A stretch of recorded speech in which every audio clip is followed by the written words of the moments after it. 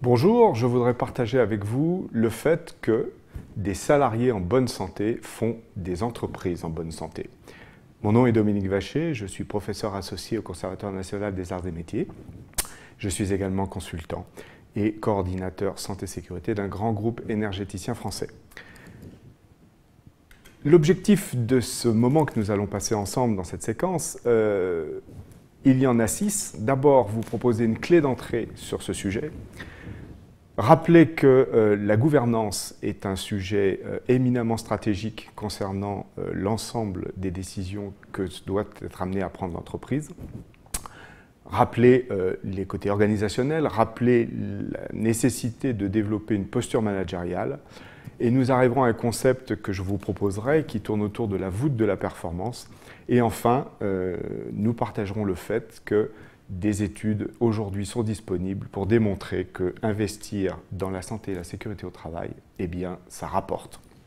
Alors, cette clé d'entrée, tout d'abord, c'est de partir du principe que toute atteinte à la santé d'un salarié est un marqueur du manque de maîtrise de l'activité, ou dit plus simplement, tout accident du travail révèle un manque de professionnalisme. Un manque de professionnalisme, comme l'est d'ailleurs un accident vis-à-vis de la qualité de vos produits ou de vos services, du respect de l'environnement lorsque vous faites vos activités, du respect de l'éthique, du respect des coûts et des budgets dans lesquels s'inscrivent vos activités, etc., etc. Cela peut choquer, mais cela traduit simplement que la sécurité n'est pas quelque chose que l'on fait en plus de ces activités, c'est juste quelque chose qui est partie prenante de la façon dont vous devez exercer vos activités. Un préalable, disais-je tout à l'heure, le mode de gouvernance. Qu'est-ce que je veux que vous reteniez comme message sur ce sujet-là? Eh bien, tout simplement que la façon dont vous prenez vos décisions, en tous les cas les décisions importantes dans l'entreprise, doit faire que vous connaissiez les impacts de vos futures décisions, non pas seulement sur le champ pour lequel vous vous apprêtez à la prendre, mais aussi sur tous les autres champs qu'elle est susceptible d'impacter. Ainsi, vous aurez les tenants et les aboutissants de cette future décision et vous pourrez mesurer à quel point elle crée de la valeur ajoutée à très court terme. En général, c'est ce qui va vous faire prendre cette décision, mais aussi qu'elle vous crée toujours de la valeur ajoutée à moyen et à plus long terme, ce qui est loin d'être le cas lorsqu'on oublie de regarder l'impact des décisions sur les autres champs que ceux pour lesquels on la prend. Alors, rentrons sur ces fondamentaux. Tout d'abord, bien sûr, une organisation. Une entreprise qui n'est pas organisée n'assurera pas de résultats pérennes dans la durée, bien évidemment. Et cette organisation, en matière de santé-sécurité au travail, elle doit mettre sous contrôle, tout d'abord, ce qu'on appelle la conformité réglementaire, c'est-à-dire tout ce que le législateur attend de vous lorsque vous pratiquez vos activités. À vous donc, en fonction de vos activités, d'identifier, essentiellement d'ailleurs dans le Code du travail en France, l'ensemble des obligations particulières, c'est-à-dire dédiées à des situations de risque bien précises, auxquelles le législateur attend de vous, employeur, que vous donniez une réponse, souvent de moyens d'ailleurs, pour pouvoir mettre sous contrôle cette situation. En fonction de votre activité donc, les exigences réglementaires que vous aurez à respecter ne sont pas les mêmes. À vous de les identifier et sachant cela, à vous aussi de mettre sous contrôle le fait que le législateur pouvant amener des modifications ou des créations de nouvelles exigences, plus rarement des suppressions, eh bien que ce référentiel réglementaire est maintenu à jour et une fois que vous avez la connaissance de ce que vous avez à respecter, eh bien, le plus dur commence.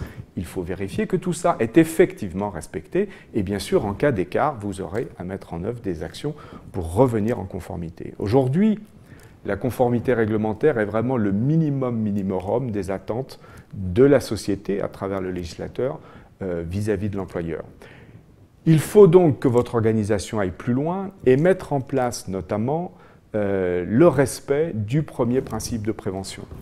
Dans la séquence dédiée à l'évaluation des risques, vous verrez que la directive cadre européenne de 1989 a posé un certain nombre d'obligations à l'employeur et nous a offert 9 principes de prévention, au premier rang desquels la suppression du risque. C'est-à-dire que chaque fois qu'il est techniquement possible de le faire, l'employeur devra supprimer les risques.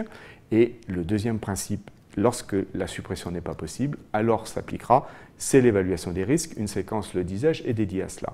Eh bien, votre organisation, elle doit faire en sorte que ce premier principe soit mis sous contrôle, c'est-à-dire que dès que vous lancez un projet, dès que vous lancez des études de conception, voire même dès que vous vous proposez d'acheter un matériel ou un équipement, il faudra réfléchir à faire en sorte que vous ne fassiez rentrer ou que vous ne créiez que le minimum de risque vis-à-vis de la santé et de la sécurité de vos salariés. Et de façon organisationnelle, vous devez mettre ça sous contrôle. Et puis enfin, troisième point, lorsque, le disais-je, le premier principe de prévention, suppression des risques ne peut être appliqué, alors il faut évaluer l'ensemble des risques que courent vos salariés. Eh bien, ces trois piliers, finalement, qui font la traduction de la réglementation dans le management au quotidien des entreprises, doivent derrière, bien sûr, générer des actions d'amélioration continue en matière organisationnelle, de façon à s'assurer que votre organisation répond bien aux principes que vous avez retenus et aux standards, parfois, que vous avez choisis. Et en cas d'écart, là encore, vous devrez mettre en place donc des actions pour améliorer cette organisation. Des actions de retour en conformité réglementaire, j'en ai parlé, je n'y reviens pas. Et puis enfin, des actions de maîtrise des risques, en se rappelant que ces actions de maîtrise des risques, elles peuvent être de 3 niveaux, prévention, protection et transfert. Le transfert, c'est une approche macro-expositionnelle des salariés à des dangers. Pour une situation de travail donnée, vous pouvez avoir des salariés dont le professionnalisme et la maîtrise des risques de leur entreprise fera que s'ils font cette situation, cette activité, eh bien, ils prendront moins de risques que si vous confiez à vos propres salariés, souvent parce que ce n'est pas une activité qui est votre activité cœur de métier, eh bien, si vous confiez cette activité à vos salariés, ils seront alors exposés, eux, à des risques plus importants parce que leur professionnalisme sur cette activité n'est pas équivalent au professionnalisme d'une entreprise qui serait par exemple dédiée à ce genre d'activité et votre façon de gérer ces risques en tant qu'entreprise n'est peut-être pas aussi prégnante et bonne que l'entreprise qui pourrait faire ça parce qu'elle le fait tous les jours.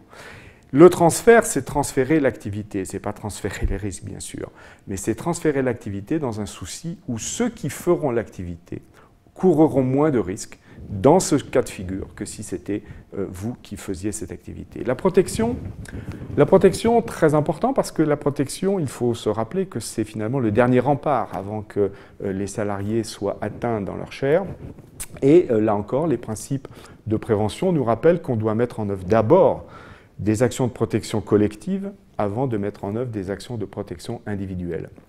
Protection collective, une machine fait du bruit, eh bien, le réflexe n'est pas de donner des bouchons anti-bruit aux salariés, le réflexe est de voir comment je peux diminuer le bruit à la source, c'est-à-dire en changeant l'équipement si son temps de vie est atteint, et en le remplaçant par un équipement qui fait moins de bruit, ou alors en le capotant avec des dispositifs et des matériaux qui empêcheront la transmission du bruit au-delà de cette cloche que vous pourrez poser sur cette machine lorsque c'est possible. Et seulement après, si cette action n'a pas été suffisante, alors vous compléterez avec des actions de protection individuelle. Et puis, lorsque vous vous cantonnez à faire ça, on s'aperçoit qu'il y a toujours des accidents, toujours des maladies professionnelles. Cela veut dire qu'il faut mettre encore d'autres types d'actions. Et là, ce sont des actions dites de prévention. Lorsque l'on définit le risque comme étant une exposition à un danger, on voit immédiatement que nous avons 3 leviers d'action. Supprimer le danger, qui supprimera le risque, supprimer l'exposition, qui supprimera également le risque, ou, si l'un ou l'autre ne sont pas possibles, jouer sur une moindre exposition à un moindre danger, ce qui améliorera la maîtrise de vos risques. Dans ces fondamentaux, vous avez vu que la gouvernance était un point clé et une première arche de ma voûte de la performance qui était faite à travers l'organisation de l'entreprise. Eh bien, il y a un principe qu'il ne faut jamais oublier, c'est que ce sont les hommes et les femmes dans l'entreprise qui transforment votre organisation, vos règles, vos procédures en performance. Ou pas. Ou pas parce que tout dépendra à un niveau important de votre style de management, de votre posture managériale et de votre capacité finalement à rendre vos salariés confortables avec l'organisation et avec l'entreprise, ce qu'elle vit. Et seulement à ce moment-là, vous pourrez avoir une construction de la confiance, de la motivation, de l'implication, à terme, d'une culture, sécurité dans un premier temps, mais qui peut se développer vers une culture de l'excellence. Je vous renvoie d'ailleurs sur la séquence dédiée à la culture sécurité sur ce sujet. Et enfin, la clé de voûte de cet ensemble, eh bien, c'est le niveau d'exigence du manager et à terme de l'ensemble de ses collaborateurs. Niveau d'exigence, pourquoi? Eh bien, précisément pour respecter les règles et les procédures de travail que l'entreprise a retenues.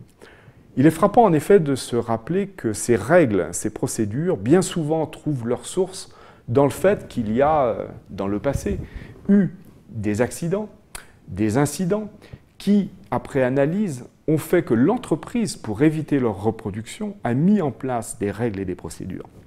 Aussi, ces règles et ces procédures, elles ont une histoire, elles ont un passé, elles ont une légitimité. Et à partir du moment où l'entreprise considère que cette façon de faire doit être la règle, alors il faut que toute l'entreprise, à commencer par le management, s'empare de la volonté de faire respecter ces règles et de les voir strictement appliquées dans tous les cas où il est nécessaire de les appliquer. Et c'est chose compliquée. Mais c'est un niveau d'exigence qu'il faut absolument élever de façon à assurer au final que l'ensemble amène à la performance attendue. Et on pourrait résumer cet ensemble schématiquement en se rappelant donc que sur cette partie droite, vous avez tout ce qui touche à l'organisation de l'entreprise, qui va vous permettre d'avoir une approche intégrée de votre activité, et non pas « je fais mon activité, et puis quand j'ai le temps, je fais de la sécurité ». Une organisation qui va délivrer des décisions arbitrées, c'est-à-dire arbitrées au sens où vous avez connaissance parfaitement des impacts de la décision sur tous les champs qu'elle est susceptible de concerner. Et donc vous avez fait les arbitrages nécessaires pour que ces impacts soient le plus faibles possible. Et cette organisation, il faut ainsi qu'elle réponde aux attentes de toutes les parties intéressées. De l'autre côté de la voûte de la performance, eh bien, vous avez compris que la posture managériale, la façon dont les managers et l'encadrement au sens large va se comporter, va avoir un impact très important sur le fait que les hommes et les femmes dans l'entreprise transformeront tout ce que vous avez organisé en performance. Des gens heureux dans l'entreprise, des gens épanouis, des gens dont la qualité de vie au travail est vraiment un plus et est considérée par eux-mêmes comme étant au niveau de ce qu'ils attendent, eh bien, c'est tout l'enjeu de cette posture managériale avec, je le rappelle, cette clé de voûte qui tient l'ensemble de la performance dans la durée, le niveau d'exigence du management sur le respect des exigences. Alors, je vous propose à ce stade un concept qui vous entraîne vers une culture sécurité et qui est finalement une question. Quelle est la durée de vie d'une situation dangereuse? Quelle est la durée de vie d'une situation anormale? Anormale au sens où elle est en écart par rapport aux attendus que l'entreprise souhaiterait voir respectés. Évidemment, la réponse n'est pas temporelle, 2 minutes, 3 secondes n'a pas de sens, mais si vous êtes capable de raconter une histoire pour répondre à cette question, cela sous-entend que vous avez mis en place un certain nombre de choses pour pouvoir précisément vous assurer qu'à partir du moment où une situation anormale a été détectée, sa durée de vie va être la plus faible possible. Rapporté à notre champ de la santé-sécurité au travail, cela signifie que quelqu'un qui découvre une situation dangereuse, sans prendre de risque pour lui-même, on va lui demander à minima de rendre ce danger visible pour tous ceux qui pourraient être amenés à passer dans l'environnement de cette situation dangereuse.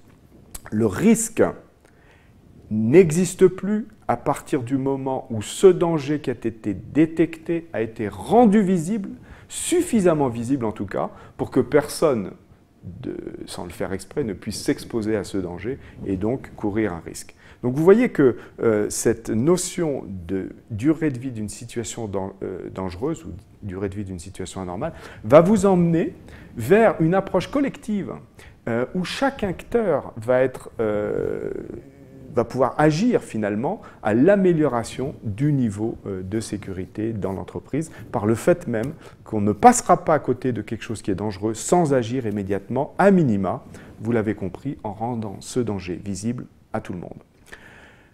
Du coup, on part sur cette notion de culture. Je n'insiste pas plus. Une séquence est dédiée sur ce sujet dans ce MOOC.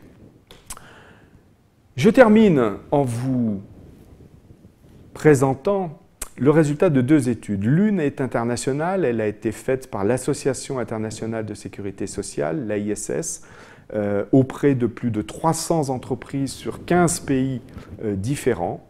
Elle démontre dans ses résultats que lorsque vous investissez 1 euro dans le domaine de la santé-sécurité au travail, votre retour sur investissement est de 2,2 euros. Autrement dit, la sécurité a un coût, certes, mais la très très bonne nouvelle, c'est que votre retour sur investissement est de plus de 2 fois l'investissement de base. Et c'est une moyenne, puisque vous regardez sur le graphe, vous avez à minima un retour sur investissement de 1 pour 1, mais en fonction des choix, des actions que vous avez faites, cela peut être supérieur à un rendement de 7. Et en France, récemment, l'OPBTP a produit également une étude qu'elle a faite au niveau de grosses centaines d'entreprises. Et ce qui est presque surprenant, allais-je dire, c'est que cette étude arrive exactement au même résultat, puisque pour 1 euro investi, l'OPBTP nous dit que le retour sur investissement est de 2,19 euros. La sécurité, ça rapporte. Vous avez compris donc que des salariés en bonne santé font des entreprises en bonne santé, tout simplement parce que pour être excellent en santé-sécurité au travail, et ce sera ma conclusion, vous devez mettre en œuvre un tas de pratiques qui touchent tant à l'organisation que tant à l'animation des hommes et des femmes dans l'entreprise, que tant au niveau d'exigence du respect des exigences, et que quand vous mettez l'ensemble de ces pratiques pour être excellent en santé-sécurité, eh bien, bonne nouvelle, en fait, vous améliorez la performance globale de votre activité. Merci pour cette écoute et à bientôt peut-être.